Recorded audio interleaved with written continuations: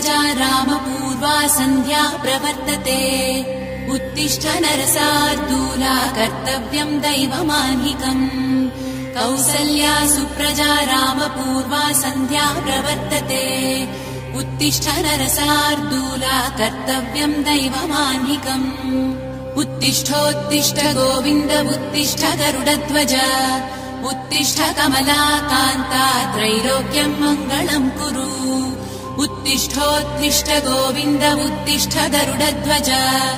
उत्तिष्ठ कमलाकान्ता त्रैलोक्यम् मङ्गलम् कुरु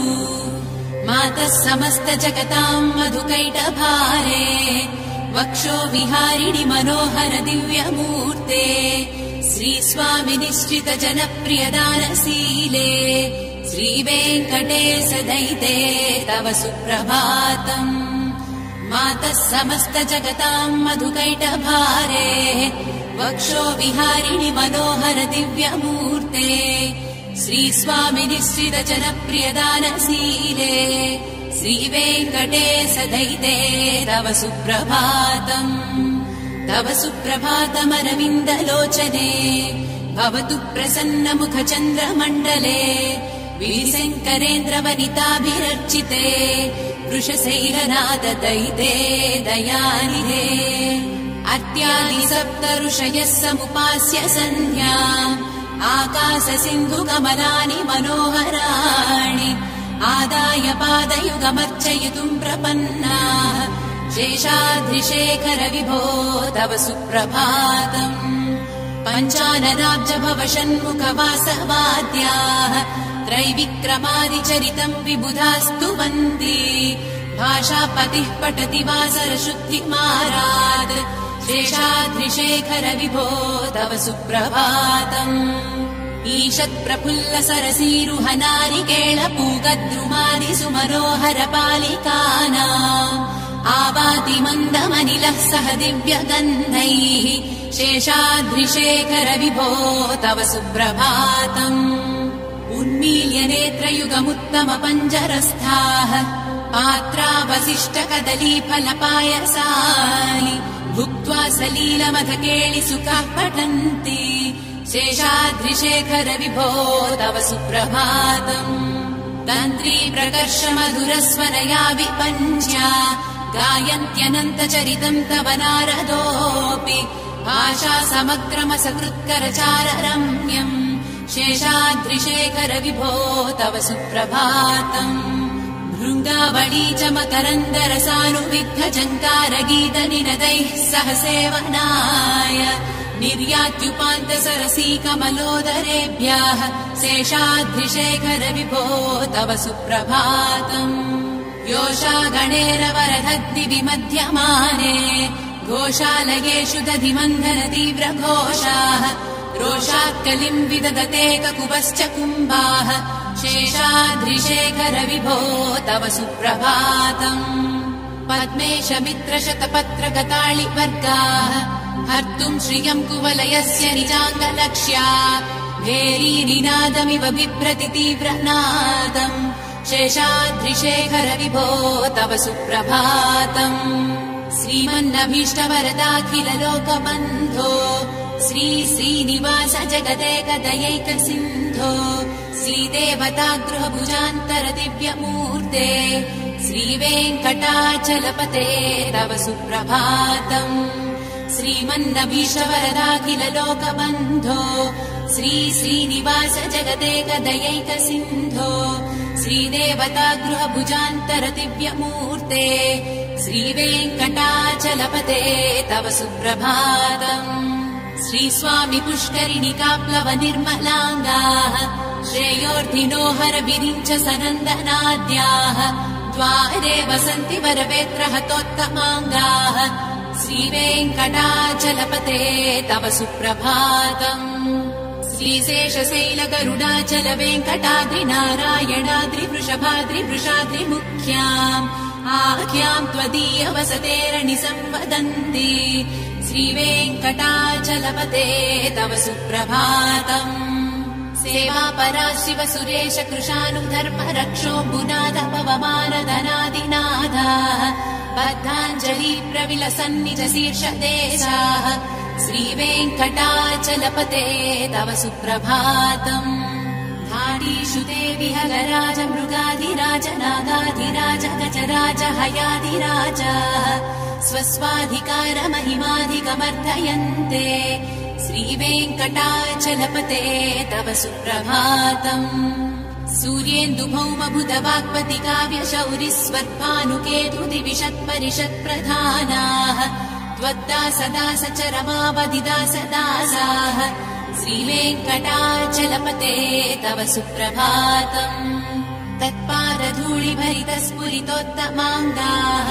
स्वर्गापवर्गनिरपेक्ष निजान्तरङ्गाः कल्पागमाकलनयाकुलताम् लभन्ते श्रीवेङ्कटाचलपते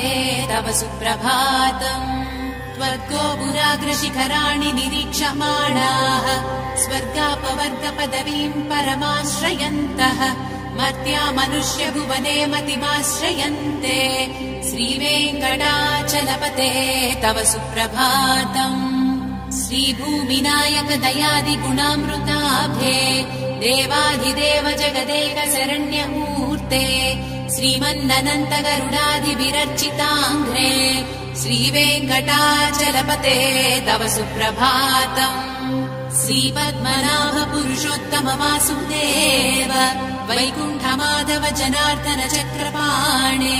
श्रीवत्स चिह्न शरणागत पारिजात श्रीवेङ्कटाचलपते तव सुप्रभातम् कन्दर्पदर्पहर सुन्दर दिव्यमूर्ते कान्ताकुजाम्बुरुह कुट्मललोल दृष्टे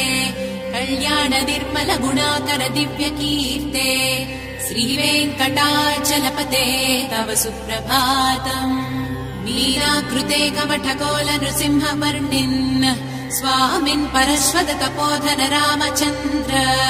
शेषांश रामयदुनन्दन कल्किरूप श्रीवेङ्कटाचलपते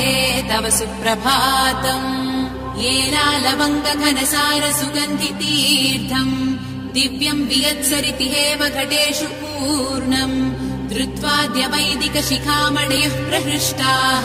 तिष्ठन्ति वेङ्कटपते तव सुप्रभातम् भास्वानुदेति विकचानि सरोरुहाणि सम्पूरयन्ति निनदैककुबो विहङ्गाः श्रीवैष्णवा सततमर्तित मङ्गलास्ते धामाश्रयन्ति तव वेङ्कट सुप्रभातम् ब्रह्मादयः सुरवराः समहर्षयस्ते सन्तः सनन्दन मुखास्त्वरयोगिवर्याः धामान्तिके तव हि मङ्गलवस्तु हस्ताः श्रीवेङ्कटाचलपते तव सुप्रभातम् लक्ष्मीनिवास निरवद्य गुणैक सिन्धो संसार सागर समुत्तरणैक सेतो वेदान्त वेद्य निज वैभव भक्त भोग्य श्रीवेङ्कटाचलपते तव सुप्रभातम् लक्ष्मीनिवास निरवद्य गुणैक सिन्धो संसार सागर समुत्तरणैक सेतो वेदान्त वेद्य निज वैभव भक्त भोग्य श्रीवेङ्कटाचलपते तव सुप्रभातम् इत्थम् वृषाचलपतेरिह सुप्रभातम् ये मानवः प्रतिदिनम् पठितुम् प्रवृत्ताः तेषाम् प्रभात समये स्मृतिरङ्गभाजाम् प्रज्ञाम् परार्थ सुलभाम् परमाम् प्रसूते इत्थम् वृषाचलपतेरिह सुप्रभातम् ये मानवः प्रतिदिनम् पठितुम् प्रवृत्ताः तेषाम् प्रभात समये स्मृतिरङ्गभाजाम् प्रज्ञाम् परार्थ सुलभाम् परमाम् प्रसूते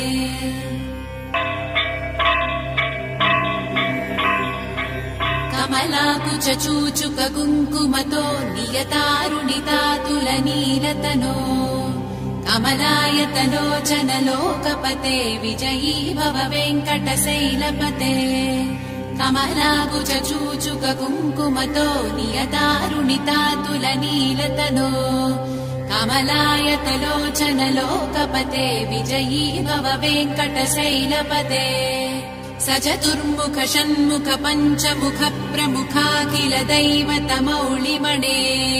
शरणागत वत्सल सारनिधे परिपालय मां वृषशैलपते अतिवेलतया तव दुर्विषहैरनुवेल कृतैरपराधसतैः हरितं त्वरितं वृषशैलपते परया कृपया परिपाहि हरे अधिवेङ्कटशैलमुदारमते जनताभिमदाधिगदानरतात् परदेवतया गदितानि गमै कमलादयितान्न परङ्कलये कलवेणुरवावस गोपवधूशतकोटिवृतात् स्मरकोटिसमात् प्रतिवल्लविकाभिमतात् सुखदात् वसुदेवसुतान्न परङ्कलये अभिराम गुणाकरदासरथे जगदेकदनुद्धर धीरमते रघुनायक राम रमेश विभो वरदो भवदेव दया जलधे अवनीतनया कमनीयकरं रजनीकर चारुमुखाम्बुरुहम् रजनीचर राजतमो मिहिरं महनीयमहं रघुराममये सुमुखं सुहृदं सुलभं सुखदं स्वनुजं च सुखाय ममोघशरम् अपहाय रघुत्वयमन्यमहं न कथञ्चन कञ्चन जातु भजे विना वेङ्कटेशं ननाथो ननाथः सदा वेङ्कटेशं स्मरामि स्मरामि हरे वेङ्कटेश प्रसीद प्रसीद प्रियं वेङ्कटेश प्रयच्छ प्रयच्छ विना वेङ्कटेशं ननाथो ननाथः सदा वेङ्कटेशं स्मरामि स्मरामि हरे वेङ्कटेश प्रसीद प्रसीद प्रियं वेङ्कटेश प्रयच्छ प्रयच्छ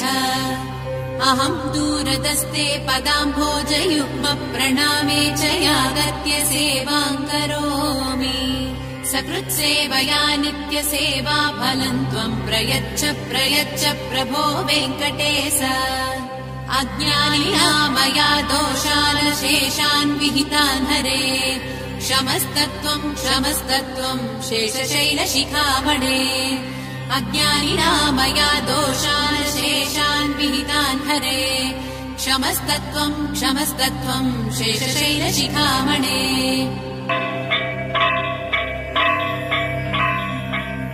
ईशानां जगतोऽस्य वेङ्कटपतेर्विष्णोः परां प्रेयसीम् तद्वक्षस्थलनित्यवासरसिकाम् तत्क्षान्तिसम्वर्धिनीम् पद्मालङ्कृतपाणिपल्लवयुगाम् पद्मासनस्थाम् श्रियम् वात्सल्यादिगुणोज्ज्वलाम् भगवतीम् वन्दे जगन्मातरम् ईशानाम् जगतोऽस्य वेङ्कटपतेर्विष्णोः पराम् प्रेयसीम् तद्वक्षस्थलनित्यवासरसिकाम् तत्क्षान्तिसम्वर्धिनीम् पद्मालङ्कृतपाणिपल्लवयुगाम् पद्मासनस्थाम् श्रियम् वात्सल्यादिगुणोज्ज्वलाम् भगवतीम् वन्दे जगन्मातरम् श्रीमन्कृपाजलनिधे कृत सर्वलोक सर्वज्ञ शक्तनत वत्सल सर्वशेषिन् स्वामिन् सुशील सुलभाश्रित पारिजात श्रीवेङ्कटेश चरणौ शरणं प्रपद्ये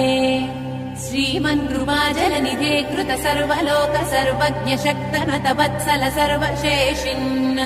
स्वामिन् सुशील सुलभाश्रित पारिजात श्रीवेङ्कटेश चरणौ शरणं प्रपद्ये आनूपुरार्चित सुजात सुगन्धि पुष्प सौरभ्य सौरभकरौ समसन्निवेशौ सौम्यौ सदानुभवनेऽपि नवानुभाव्यौ श्रीवेङ्कटेश चरणौ शरणं प्रपद्ये सद्यो विकासि समुदित्वर सान्द्र राग सौरभ्य निर्भर सरोरुह साम्यवार्ताम् सम्यक्षु साहस पदेषु विलेखयन्तौ श्रीवेङ्कटेश चरणौ शरणं प्रपद्ये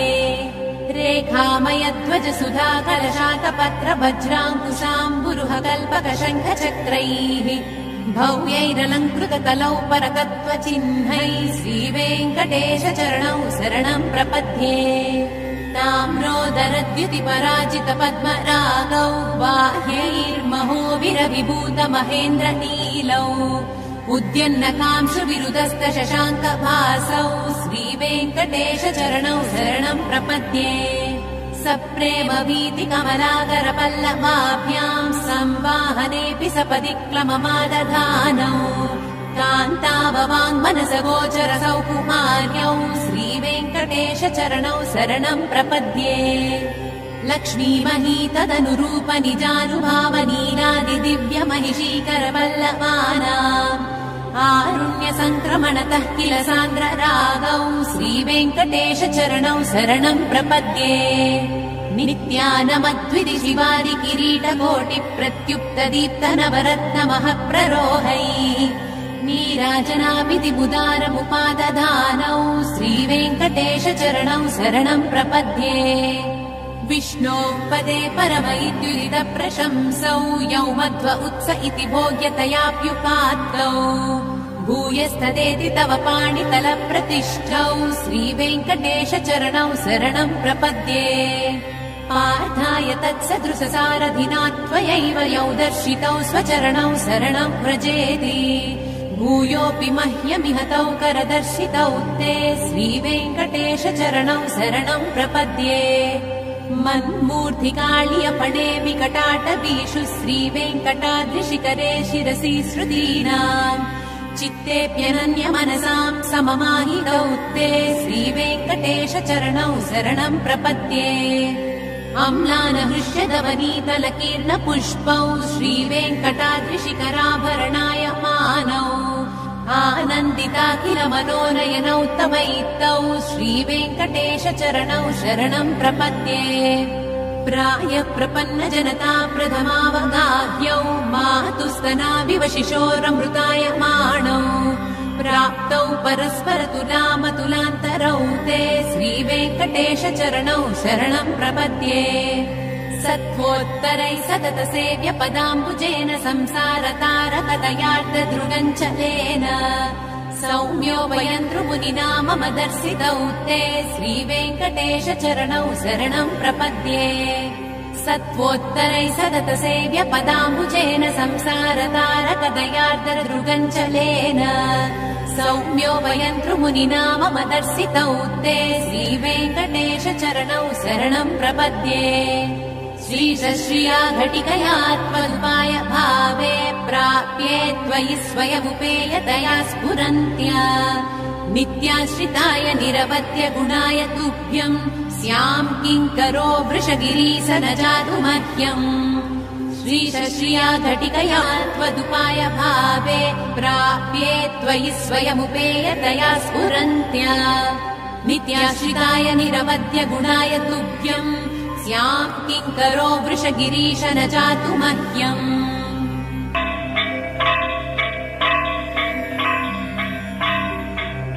श्रियः कान्ताय कल्याणनिधये निधयेऽर्थिनाम् श्रीवेङ्कटनिवासाय श्रीनिवासाय मङ्गलम् श्रियः कान्ताय कल्याणनिधये निधयेऽर्थिनाम् श्रीवेङ्कटनिवासाय श्रीनिवासाय मङ्गलम् लक्ष्मी स विभ्रमालोक सुभ्रू विभ्रम चक्षुषे चक्षुषे सर्वलोकानाम् वेङ्कटेशाय मङ्गलम् श्रीवेङ्कटाद्रिशृङ्गाग्रमङ्गलाभरणाङ्ग्रये मङ्गलानाम् निवासाय श्रीनिवासाय मङ्गलम् सर्वावयव सौन्दर्य सम्पदा सर्वचेतसाम् सदा सम्मोहनायास्तु वेङ्कटेशाय मङ्गलम् नित्याय निरवध्याय सत्यानन्द चिदात्मने सर्वान्तरात्मने श्रीमद्वेङ्कटेशाय मङ्गलम् स्वतः सर्ववीरे सर्वशक्तये सर्वशेषिणे सुलभाय सुशीलाय वेङ्कटेशाय मङ्गलम् परस्मै ब्रह्मणे पूर्णकामाय परमात्मने प्रयुञ्जे परतत्त्वाय वेङ्कटेशाय मङ्गलम् आकालतत्त्वमश्रान्तमात्मनामनुपश्यताम् अतृप्त्यमृतरूपाय वेङ्कटेशाय मङ्गलम् प्रायः स्वचरणौ पुंसाम् शरण्यत्वेन पाणिना कृपया दिसते श्रीमद्वेङ्कटेशाय मङ्गलम् दयामृततरङ्गिण्यास्तरङ्गैरिव शीतलैः अपाङ्गैः सिञ्चते विश्वम् वेङ्कटेशाय मङ्गलम् स्रग्भूषाम्बरहेतीनाम् सुषमावहमूर्तये सर्वार्थिसमनायास्तु वेङ्कटेशाय मङ्गलम् श्रीवैकुण्ठविरक्ताय स्वामि पुष्करिणीतटे रमया रममाणाय वेङ्कटेशाय मङ्गलम् श्रीवैकुण्ठविरक्ताय स्वामि पुष्करिणीतटे